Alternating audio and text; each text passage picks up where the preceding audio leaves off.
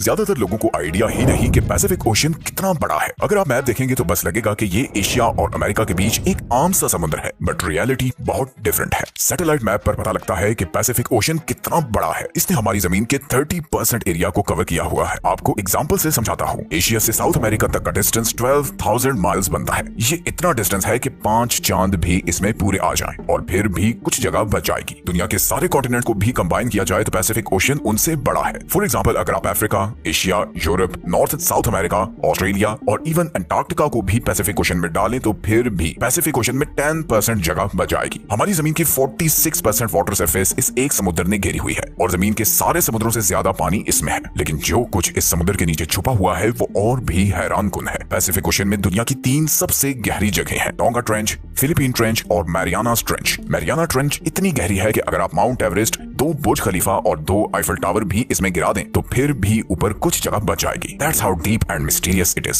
लेकिन Pacific ocean इंसानी तारीख और बहादुरी की कहानियों से भी भरा हुआ है। सदियों पहले पोलिनेशियंस ने इस समुद्र को बगैर किसी मॉडर्न टेक्नोलॉजी और शिप्स के क्रॉस किया। ना उनके पास कंपास थे और ना मैप्स, सिर्फ लकड़ी की सादा कश्तियां थी जिनमें हजारों मील का सफर करके वो हवाई, ईस्टर आइलैंड्स और न्यूजीलैंड पहुंचे। फिर आए यूरोपियंस। 1500s में फर्डिनेंड मैगेलन की लीडरशिप में सेलर्स का एक ग्रुप पैसिफिक ओशन क्रॉस करने निकला। शुरू में तो उन्हें लगा कि ये एक छोटा और आसान सा सफर होगा, लेकिन वो गलत थे। इस सफर ने कई महीने ले लिए। उनके खाने का सामान खत्म हो गया और शिप पर मौजूद बहुत से लोग विटामिन सी की डेफिशिएंसी से स्कर्वी जैसी बीमारी का शिकार होकर मर गए। उन्हें अंदाजा ही नहीं था कि ये समुद्र इतना बड़ा और खतरनाक हो सकता है। आज भी पैसिफिक ओशन अपने अंदर बहुत से राज छुपाए हुए है। ये इतना बड़ा और दुनिया से दूर है कि पॉइंट नीमो, जो दुनिया की सबसे आइसोलेटेड जगह है, वो इसके बिल्कुल सेंटर में है। और कभी कभी पॉइंट नीमो के सबसे करीब तरीन जो इंसान होते हैं वो समुद्र में नहीं बल्कि स्पेस में सैटेलाइट्स में होते हैं। ये इतना खाली और सुनसान एरिया है। तो अगली दफा जब आप मैप पर पैसिफिक ओशन को देखें तो याद रखें कि ये सिर्फ एक समुद्र नहीं बल्कि कुदरत का एक ऐसा शाहकार है जिसने हमारी आधी से ज्यादा जमीन को ढांपा हुआ है और इसके आगे बाकी सब समुद्र बहुत ही छोटे हैं।